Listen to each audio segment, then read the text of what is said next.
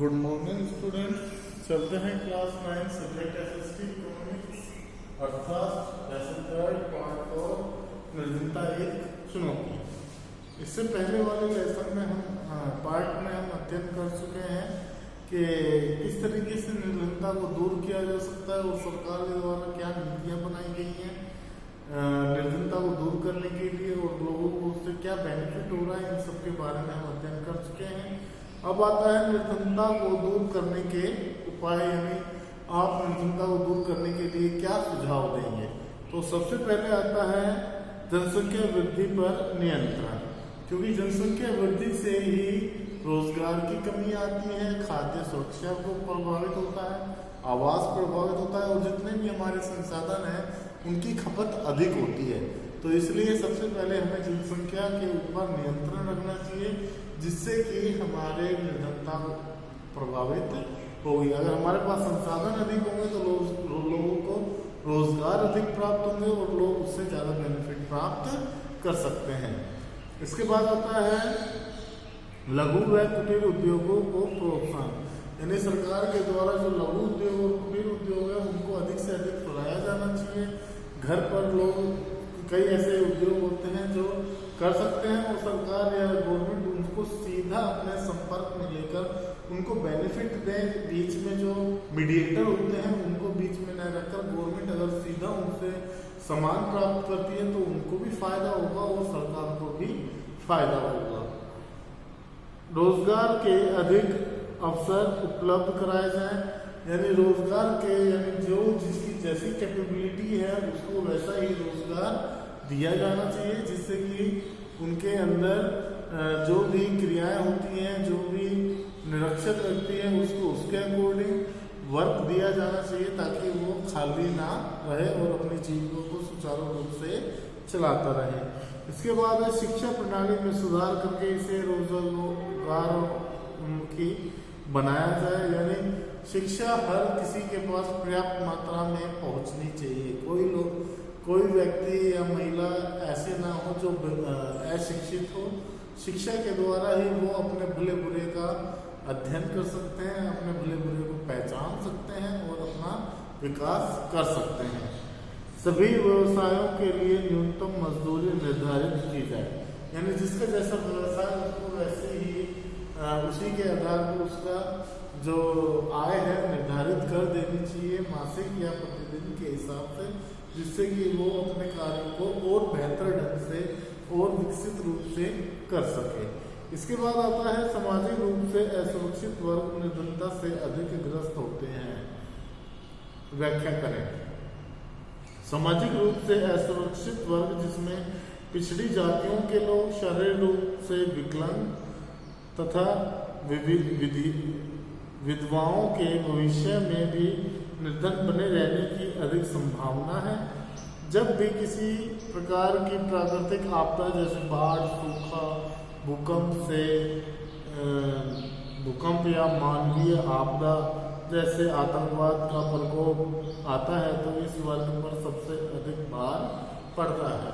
क्यों पड़ता है? क्योंकि जब गरीब आदमी या अमीर कोई भी व्यक्ति किसी भी कारण से कोई आपदा आती है या युद्ध छिड़ता है या कोई भी भूकंप या कोई भी सूखा, बाढ़, कोई कुछ भी आता है तो सबसे ज़्यादा प्रभावित ये अनुसूचित जाति और अनुसूचित जनजाति के लोग, जिनके पास पहले से ही निर्धन है तो वो और अधिक, क्योंकि महंगाई बढ़ जाती है और महंगाई बढ़ने से सीधा प्रभाव इनके ऊपर पड़ता है।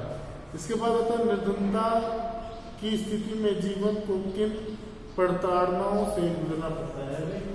निर्धनता की प्रताड़ना कि अगर कोई व्यक्ति निर्धन है तो उसको किन किन समस्याओं का सामना करना पड़ता है तो उसके बारे में है।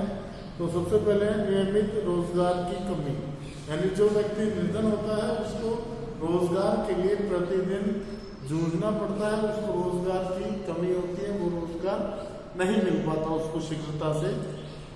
निर्धनों के प्रति व्यवहार में न्यूनतम शालीनता स्तर का अभाव, यानी जो निर्धन व्यक्ति होता है उससे कोई अच्छी तरीके से बात नहीं करता, उससे शालीनता से बात नहीं करता, जो भी होता है उसको झड़प देता है, उससे अमानवीय व्यवहार करता है। स्वच्छ जल और सफाई सुविधाओं का अभाव, यानी आपने देखा होगा जो निर्धन व्यक्ति होता है उसका आस पड़ोस कैसा होता है, निर्धन व्यक्ति के आवास कैसे होते हैं, यानी मलिन बस्तियां होती हैं, उनके आसपास सफाई का ध्यान नहीं रखा जाता, सरकार के द्वारा उनके ऊपर ज़्यादा ध्यान नहीं दिया जाता और ना तो उनको टैक्स देना पड़ता है, जिसके कारण उनको गरीबी का अधिक सामना करना पड़ता है। इसके बाद चिकित्सा सुविधाओं का अभाव, जो निर्धन व्यक्ति होता है वो अपना चिकित्सा यानी अपनी स्वास्थ्य की संबंधी समस्याओं के बारे में अच्छे हॉस्पिटल में इलाज नहीं करवा पाता, उसके पास इतने पैसे नहीं होते कि वो अपना इलाज पूरा करवा पाए या फिर अच्छे ढंग से करवा पाए।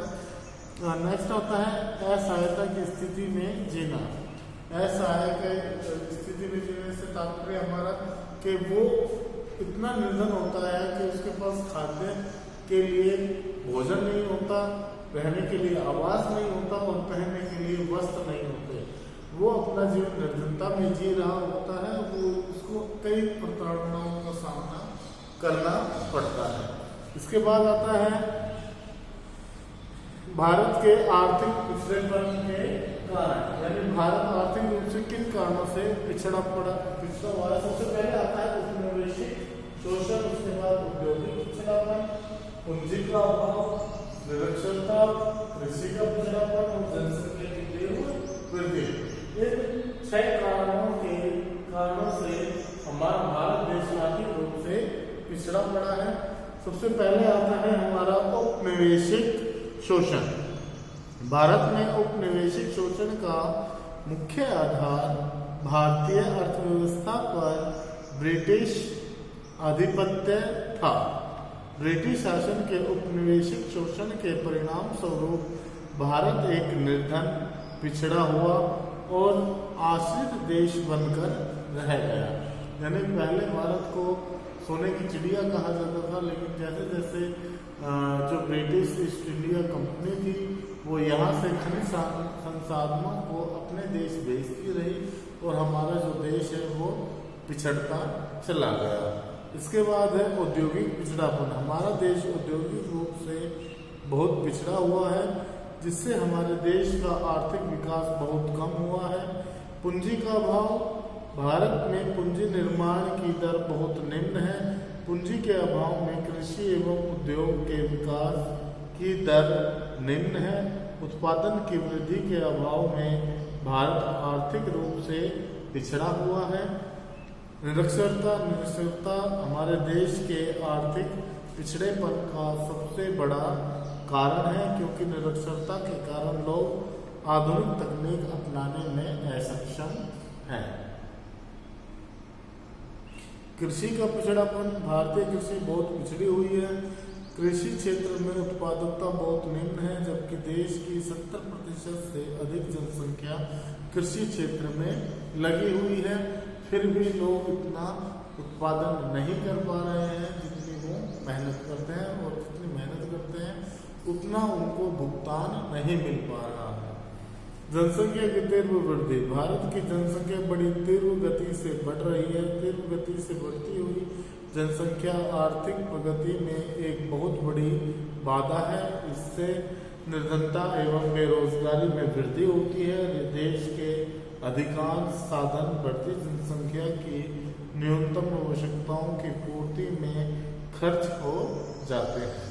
इसके बाद आता है निर्धनता के प्रमुख कारण कि निर्धनता के कारणों से फलित फूल नहीं है, इसमें कमी नहीं हो पा रही है।